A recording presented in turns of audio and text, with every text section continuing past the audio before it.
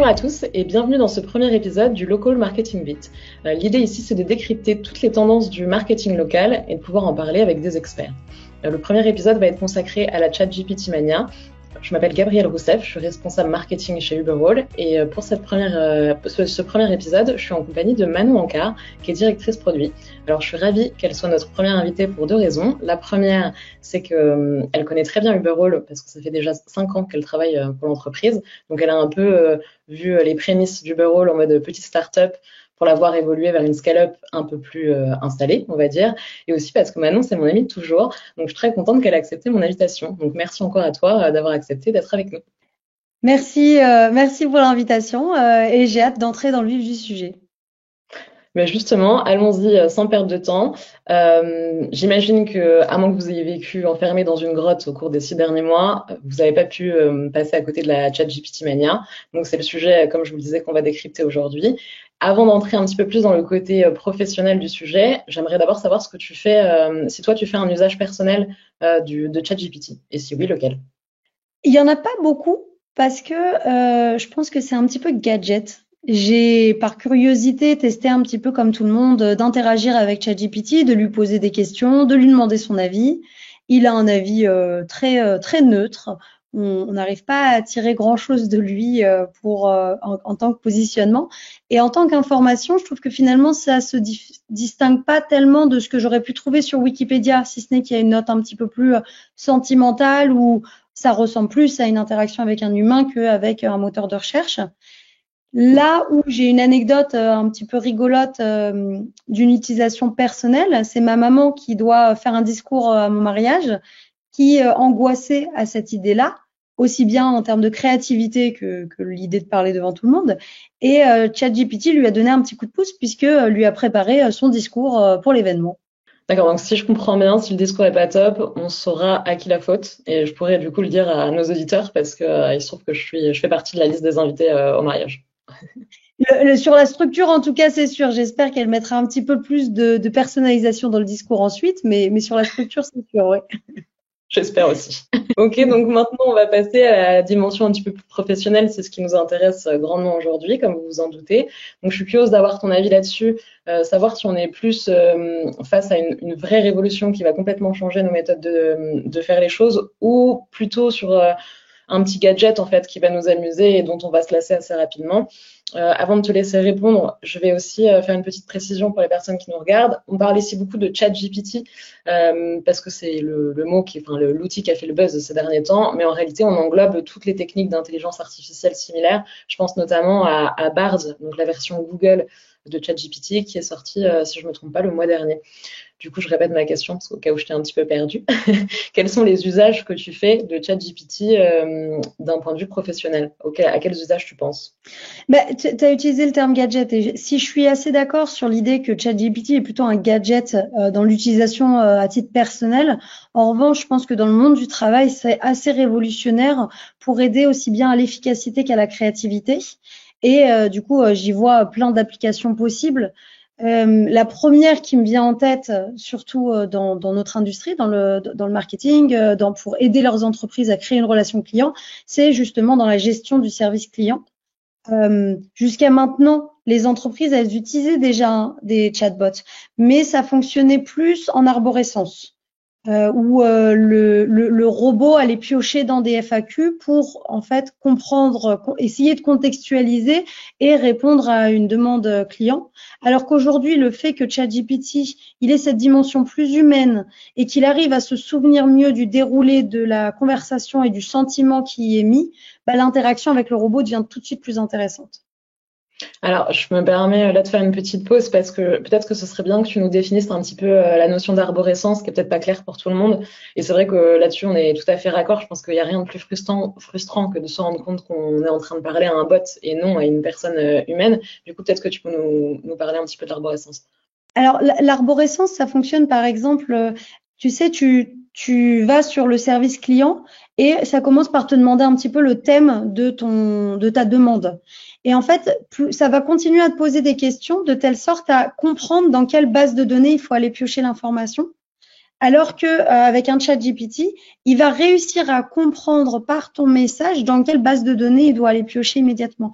Donc tu n'as pas cette logique de elle veut ça, oui, non, donc d'accord, je dois aller chercher ici, oui, non, et ainsi de suite. Donc tu gagnes du temps et tu as moins ce sentiment-là que tu passes du temps à expliquer, tu passes par des détours qui te font ne toujours pas obtenir la réponse que tu souhaites. D'autant plus qu'avec le risque en arborescence, c'est qu'au bout d'un moment, le chat ne comprenne pas ce que tu veuilles et finalement, tu tombes dans une impasse pour laquelle tu n'as pas de réponse et tu as juste perdu ton temps. Ok, c'est très clair. Peut-être que tu as d'autres usages en tête que tu aimerais partager avec nous? Oula, j'en ai plein d'autres. J'en ai plein d'autres des idées. Doucement. Une autre Bah, c'est justement, le suivant te concerne puisque c'est l'idée de comment trouver des contenus, des idées de contenu. Et toi, justement, qui réalise des contenus pour Overall, c'est peut-être aussi une de tes craintes, ChatGPT. Alors, je te cache pas que quand il y a eu tout ce buzz autour de ça, je pense que comme beaucoup de marketeurs, j'ai été un peu effrayée en me disant, mais du coup, combien de temps avant que, en fait, mon job il devienne finalement remplaçable par la machine? C'est quand même assez effrayant. J'ai, comme tout le monde, fait quelques tests et j'ai été assez bluffée de la qualité du contenu et de la vitesse à laquelle il est capable de le produire.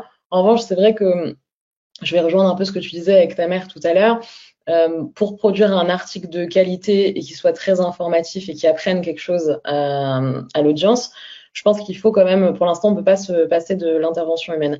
En revanche, c'est vrai que ChatGPT fait gagner un temps fou et qu'il est capable de proposer un plan d'article en 5 minutes, là où moi, il me faudrait probablement une bonne heure pour faire des recherches. Donc, je pense qu'il faut l'utiliser effectivement comme ça, comme un outil qui permet de construire la base et derrière lequel l'humain va repasser pour ensuite améliorer et apporter de la valeur ajoutée. Donc, je suis pas si effrayée, mais attendons de voir ce que ça donne parce qu'on sait que l'outil peut évoluer assez rapidement. On l'a déjà vu au cours de ces derniers mois. Oui, exactement. Alors, je te rejoins là-dessus, c'est-à-dire que bon, j'ai pas testé la création de contenu. En revanche, là où je vois aussi un intérêt, c'est le fait, par exemple, d'aider à gérer un calendrier de posts sur les réseaux sociaux, par exemple. Quand est-ce que je dois poster? Sur quel sujet je dois poster au regard de mon industrie? Qui va intéresser mon audience puisque il s'agit de jeunes entre 15 et 35 ans, par exemple. Et donc, du coup, je trouve que là, ChatGPT peut aider à nouveau à créer une bonne base, en fait, pour derrière déployer soi-même un plan marketing sur différentes channels. Eh ben, écoute, je te remercie parce que, crois-le ou non, j'avais pas pensé moi-même à lui demander de me proposer un calendrier de contenu. Donc, chose que je vais probablement aller faire de ce pas après cet enregistrement pour savoir ce que ça donne et savoir si je peux gagner encore un petit peu plus de temps. Est-ce que tu veux partager avec nous d'autres usages dans la limite du raisonnable, comme on se le disait tout à l'heure? J'en ai encore plein. Dans le domaine dans lequel on bosse avec Uberall, bien sûr, je pense à ChatGPT pour aider nos clients, les marques ou les commerces à répondre à leurs avis clients, justement.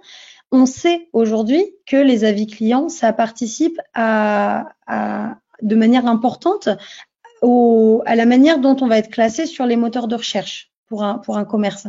Aujourd'hui, ça fait partie du top 3 des influenceurs de comment l'algorithme Google va décider de vous classer. Donc, on ne peut pas aujourd'hui nier l'importance des avis clients. Et quand on parle de l'importance des avis clients, on ne parle pas juste du fait d'en avoir et d'avoir des bonnes notes, on parle aussi du fait d'y répondre. Et aujourd'hui, on voit tellement de commerces qui ont de la difficulté à répondre, par exemple, aux avis négatifs. Ou alors qu'ils le font et qu'ils le font mal. Je ne sais pas si tu as déjà lu des avis où le propriétaire du commerce est d'une mauvaise foi, ou alors peut-être qu'il a raison, mais finalement, sa manière de réponse ne traduit pas une envie chez nous, du coup, d'aller rendre visite à ce commerce en se disant, mais si moi je vis la même expérience, eh ben, le patron, il va pas être capable de rattraper ma mauvaise expérience. Et ChatGPT, de ce point de vue-là, il a la compréhension de quelles sont les bonnes pratiques, mais il a aussi la compréhension du sentiment dans la vie. Donc, il va réussir finalement à faire rejoindre ça de telle manière à permettre d'avoir une réponse plus adaptée. Ok, c'est encore une fois hyper intéressant. Je me permets encore de faire une petite précision. parce que Manon a évoqué notamment toute la partie critères de référencement local sur Internet. Alors, je ne sais pas si vous avez entendu parler de cette étude qui s'appelle l'étude Whitespark, qui est publiée chaque année et justement qui classe les différents critères de référencement de SEO local, pardon, par ordre d'importance. On a reçu très récemment dans un webinaire le fondateur de Whitespark pour parler de l'étude, des résultats de l'étude 2023. Je vais vous mettre le lien en commentaire et je vous invite à aller regarder la vidéo parce que c'est très intéressant. On y apprend plein de choses. Du coup, si le sujet vous intéresse et que vous souhaitez creuser, rendez-vous en commentaire de cette vidéo. Est-ce qu'il y a encore quelques usages que tu voudrais partager avec nous, Manon? Bien sûr. On est dans le domaine du SEO avec Uberall, puisque tout ce qu'on aide nos clients à faire, c'est pour les aider à être plus visibles. Et on connaît également l'importance d'avoir un site internet qui qui fournit des informations pertinentes par rapport à ce qu'on présente sur tout l'ensemble du réseau internet. Et on pourrait imaginer que ChatGPT ingère notre site internet et nous fait des recommandations sur comment s'améliorer par rapport aux bonnes pratiques en matière de SEO. Aujourd'hui, alors ChatGPT, il a vocation à être une intelligence artificielle textuelle. En revanche, il existe aussi d'autres intelligences artificielles qui, elles, sont multimodales, c'est-à-dire qu'elles peuvent interpréter de la photo, du son, de la vidéo, et là aussi, du coup, donner des indices sur, vous dites que votre business, par exemple, il est vegan. Mais on voit pas de photos qui reflètent justement le fait que vous faites une proposition végane. Donc, on vous invite à avoir une présentation un petit peu plus naturelle, d'avoir ces mots-clés-là. Voilà. L'intelligence artificielle peut aussi jouer ce rôle de la main qui nous tient et qui vient nous guider là où on doit aller. Ok, merci beaucoup pour cette réponse détaillée. Je t'avoue, quand je t'ai confié la mission, je m'attendais pas à autant de contenu, mais c'est super, tant mieux, on prend tout. Peut-être que du coup, je vais te demander d'essayer de me résumer ça en une phrase, parce que c'est vrai que c'est quand même beaucoup d'informations à digérer pour notre audience. Du coup, si tu devais résumer ChatGPT en une phrase, laquelle tu choisirais? ChatGPT, c'est un peu le bras droit et le bras gauche. Le bras droit, ça serait le stagiaire qu'on rêve tous d'avoir, qui fait toutes les petites tâches un petit peu pénibles pour nous. Et le bras gauche, ça serait le génie qui sait tout. C'est tout ce qu'on aimerait avoir dans notre cerveau, qu'on n'est pas capable d'ingérer, mais que lui, hop, on lui tape sur l'épaule et puis il sait tout à notre place. Écoute, j'aime beaucoup la métaphore et attention parce qu'il y a moyen que je te l'applique pour mon prochain article de blog qui va porter sur le sujet. Du coup, merci à toi. Et du coup, maintenant, tu t'en doutes, on va en rentrer encore un peu plus dans le dur du sujet et maintenant voir ce que ça implique un peu plus directement pour Uberall, parce que là, on parlait du marketing local en général, mais j'imagine qu'on n'a pas attendu l'énorme buzz autour de ChatGPT pour s'intéresser à ces technologies qui peuvent effectivement faciliter la vie des entreprises avec lesquelles on travaille. Du coup, concrètement, ChatGPT ou encore une fois, autre intelligence artificielle associée, qu'est-ce que ça veut dire pour une entreprise comme Uberall et comment ça peut aider à faciliter la vie de nos clients? On n'a effectivement pas attendu ChatGPT. Ça fait déjà 2 ans qu'on a une solution d'intelligence artificielle sur notre produit Messages. Donc, qu'est-ce que c'est Messages? Messages, c'est le produit qui permet à nos clients, donc les marques, de répondre aux prises de contact de leurs clients via les applications de messaging de type sur Google, un profil Google, il y a la possibilité de message maintenant un business et via Facebook également de faire une prise de contact via le Messenger habituel.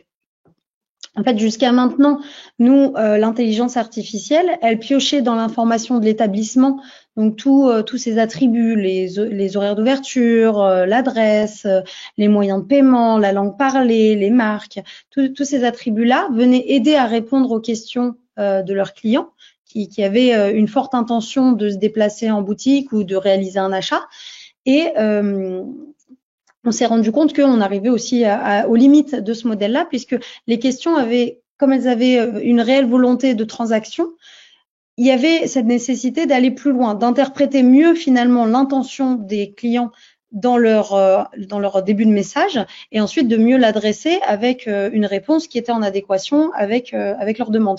Aujourd'hui, on est en train de l'améliorer du coup pour vraiment répondre à ce besoin transactionnel via, par exemple, de la prise de rendez-vous, via la présentation d'un menu, et la possibilité de commander directement par message, ou bien le partage d'une promotion qui va du coup déclencher la visite en magasin.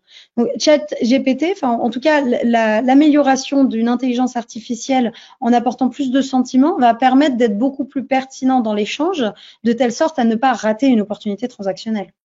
Ouais, alors j'ai eu l'occasion de discuter avec quelques clients de Messages et ils sont tous conquis et c'est déjà très impressionnant ce que c'est capable de faire. Comme on le disait tout à l'heure, la limite, ça va être que l'outil peut traiter qu'un nombre de messages limité et que finalement, pour des demandes un peu plus spécifiques, on finit par se rendre compte qu'on interagit avec un bot, ce qui est un petit peu dommage. Donc c'est vrai que c'est très prometteur et on a hâte de voir ce que ChatGPT va pouvoir faire à ce niveau-là, clairement. Est-ce que tu as d'autres usages au niveau du bureau que tu voudrais partager avec nous? Oui, oui, oui. On travaille déjà sur une version bêta pour aider nos clients à répondre à leurs avis. Donc, j'en parlais tout à l'heure de la difficulté que ça peut représenter finalement parfois de trouver la réponse adéquate à un avis, notamment aux avis négatifs. Et donc là, l'idée, c'est de permettre à nos clients de cliquer sur un petit bouton qui va leur suggérer une réponse, interpréter vraiment en fonction de la note et du sentiment quelle est la réponse la plus adéquate et permettre à nos clients de l'utiliser et de l'appliquer.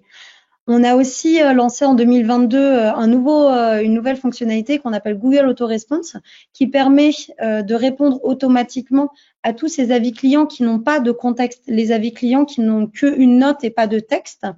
Et aujourd'hui, on demandait à nos clients de créer eux-mêmes des modèles de réponse dans lesquels nous on piocherait pour automatiquement l'appliquer à ces avis sans contexte. Là, on souhaite évoluer pour permettre que ce soit ChatGPT qui crée les modèles. On est encore dans une dimension vous aider à être plus efficace. Vous n'avez même pas de temps à passer à créer ces modèles de réponse. ChatGPT le fait pour vous. C'est pas merveilleux ça? Ce que je comprends de ta réponse, c'est un petit peu comme le point précédent finalement, c'est que là on va encore, ChatGPT il offre une nouvelle étape supplémentaire et qu'on va encore plus faciliter la vie des entreprises et qu'il y aura de moins en moins d'interventions humaines là-dedans parce que finalement la machine va être indépendante et capable de traiter ces informations, voire parfois peut-être mieux que l'humain lui-même, donc c'est assez prometteur, je trouve. Oui, et d'ailleurs, c'est aussi la philosophie du Burroll depuis que cette boîte a été créée, c'est de se dire que nos clients, les marques, doivent avoir le moins de travail possible grâce à nous. Tout ce qu'on peut faire sans qu'ils n'aient besoin d'intervenir sur l'action, on le fait à leur place. Donc, ChatGPT, il vient complètement nous aider à adresser cette philosophie-là. D'accord, donc on est dans la continuité de la stratégie et de l'ambition initiale. C'est super, c'est super. Un dernier petit usage peut-être avant qu'on conclue? Oui, un dernier petit usage, c'est aussi sur la notion des recommandations.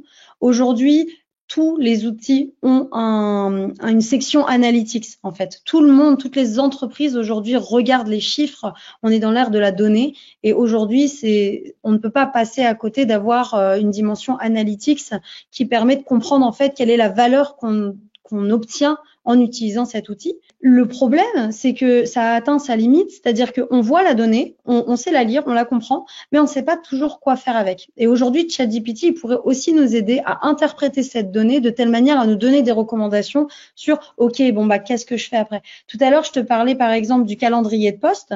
On peut imaginer que ChatGPT, il analyse finalement la performance de mes postes précédents en fonction des horaires de publication, en fonction du contenu, en fonction de l'audience, et du coup me fasse une recommandation sur quel est le sujet, quelle fréquence, quelle heure. Voilà, on peut imaginer des choses comme ça appliquées à peu près tous les domaines de notre application aujourd'hui. Ok, c'est hyper clair et tout autant intéressant. Je vais peut-être faire un petit résumé de ce qu'on vient de se dire parce qu'il y a encore une fois beaucoup de choses. Donc en gros, moi, de ce que tu m'as dit, je retiens 4 avantages principaux. Le premier, ça va être sur tout ce qui est l'enrichissement du dialogue. Finalement, ChatGPT, c'est plus qu'un simple bot. Et du coup, il est capable de deviner l'intention derrière l'achat et donc à terme de générer plus de chiffre d'affaires, ce qui est quand même très intéressant. Il en résulte une interaction qui va être plus humaine et donc plus appréciée de la part des consommateurs qui justement voient les limites du bot et qui sont un petit peu frustrés par ça. Il y a tout un penchant intéressant aussi sur le traitement des avis clients et ChatGPT de ce point de vue-là va pouvoir à un moment ou à un autre surpasser carrément les compétences humaines sur le sujet. Donc ça aussi c'est très prometteur. Et enfin une dimension un petit peu plus de conseils stratégiques. En gros faire bon usage de ChatGPT pour améliorer, perfectionner la stratégie de son entreprise. Moi, je trouve que c'est vraiment fascinant. un petit peu effrayant toujours, hein, je te le cache pas, mais dans le fond quand même assez fascinant et on a un petit peu hâte de voir comment ça va se dérouler en action, notamment au niveau du B-Roll. Maintenant que j'y pense, j'ai quand même une dernière question à te poser avant qu'on fasse une conclusion, même si je sais que t'es pas forcément la meilleure personne pour y répondre. J'aimerais savoir ce que tu penses des risques qui sont associés à utiliser une technologie comme ChatGPT dans un contexte professionnel, parce que j'imagine que doit y avoir tout un tas de risques qu'on n'a pas encore même pas encore appréhendé. Donc du coup, selon toi, c'est quoi peut-être le principal risque qu'on risque de rencontrer avec ChatGPT?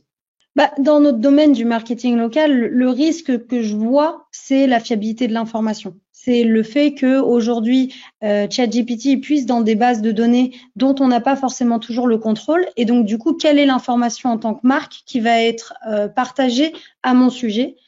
Et en fait, finalement, ce risque, il est aussi une opportunité, notamment pour Uberall. C'est-à-dire qu'aujourd'hui, les marques doivent contrôler l'information qui est distribuée sur Internet. Uberall permet ça justement, permet de garder le contrôle, que c'est pas parce que vous avez un paquet d'établissements que ce qui est dit de vous ne vous appartient plus. Finalement, ça permet vraiment de participer à toutes les conversations et de s'assurer que toutes les conversations sont pertinentes et sont fiables. Donc finalement, le risque, il est plus utilisation de ChatGPT sans utiliser Uberall. Mais je pense que si on ajoute Uberall à l'équation, on est moins dans la partie risquée de ChatGPT. Et après, tu parlais aussi de l'effrayant. Oui. Et je pense que ça vaut aussi de dire un risque qui est plutôt une dimension qui a tendance à effrayer les gens. Effectivement, c'est la robotisation et finalement, quel est le poids de l'humain face à ça. Et moi, j'arrive à minimiser ce risque-là parce que quand je vois dans mes expériences finalement de shopping, mes expériences avec des commerces, j'apprécie cette relation humaine. J'ai quand même toujours envie de me déplacer en magasin pour rencontrer, parler avec mon commercial, obtenir du conseil. Et donc, du coup, la dimension de service en face à face reste participe finalement à la décision d'achat, participe à l'expérience shopping et je pense que de ce point de vue-là, ChatGPT pourra pas remplacer l'humain. Donc je suis pas trop inquiète non plus, mais je sais que c'est quelque chose qui effraie. Merci beaucoup Manon. Franchement, j'ai appris plein de choses. Moi, j'ai trouvé ça passionnant. J'espère que vous aussi, qui nous écoutez, vous avez appris quelques petites choses avec nous. J'espère aussi que le format vous a plu. N'hésitez pas à vous abonner et à nous dire en commentaire les sujets que vous souhaiteriez qu'on aborde pour les prochains épisodes. Moi, j'ai passé un très bon moment en intro. Donc, merci à toi Manon. Merci à vous pour votre écoute et à très bientôt. Merci.